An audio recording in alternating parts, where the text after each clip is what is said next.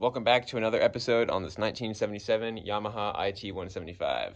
As you can see, this bike is pulled apart, the engine is pulled, and the carburetor is off. We're working on the engine right now, but we have a slight issue. So first things first, I put some air in the front tire and it's holding, so it should work long enough for testing purposes. I'm going to take the carb off and find out what's going on inside of this.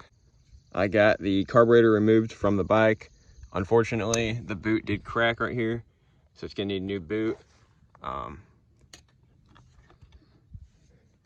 just want to take a minute and look at how big this slide is inside of the throttle. It is pretty big compared to most bikes. Here's the carburetor. It's also pretty good size.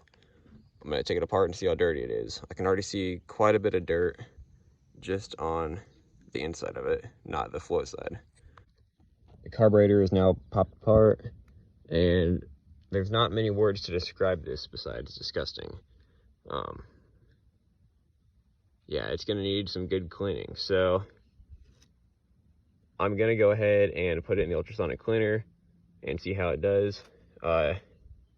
This float looks a little strange. I'm not sure if it's broken. I think it may be. These two pieces are in half. I stand corrected with the float assembly. They ride on these two studs right here, up and down through the hole in the middle of them, and they push the float. They push that needle in to stop the gas. I'm still gonna finish taking it apart and then go put it in the ultrasonic cleaner and show you guys before and after results with this carburetor.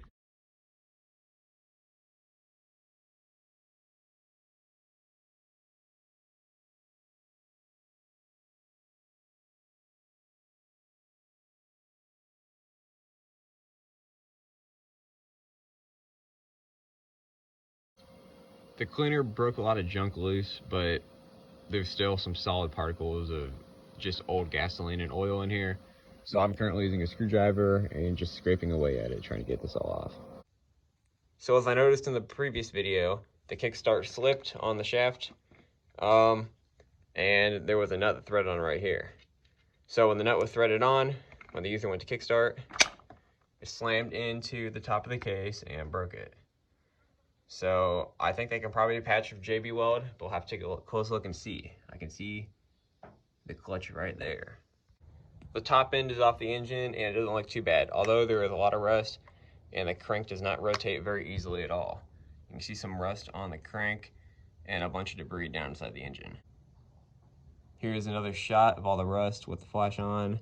You can see all that rust down in the corner. Wrist pin does have a lot of movement right there, which is unusual. Dual ring, and here is a cylinder. Nothing a good honing can't fix. Just got the Kickstarter off the bike. Here is a better look at the damage. Here's the Kickstarter that came off, and it appears the threads are fine further back, so we may be able to put it further down the shaft. They had a set screw holding it on, so I think a bolt will definitely fix that. Gonna go ahead and remove all these bolts and take the side cover off to see what we're dealing with. Clutch plates look pretty rusty as well, so that's not a good sign. A lot of moisture has gotten in there over the years. Here's the engine with the clutch cover off. You actually can see a broken piece of the clutch cover right there. A lot of rust on the bottom. It is possible that the pressure washer did cause this rust. Basket actually doesn't look too bad, not really grooved that bad at all. It's probably good to put some new plates in and throw it back together. Of course, I'm going to go ahead and split the cases and take a look at the crank and all the bearings. Probably change those out if they're looking too bad, or see if I can clean them up. Yeah, let's get to work and take all this off. I have the clutch cover off and I'm taking a look at the clutches. They are very rusty to say the least. That's just a plate. Here's the steel. Clutch pack is going to be entirely replaced. Just covered in rust. Can't wait to see the crank bearings. But I think that is going to wrap it up for today's video on the 77 IT175.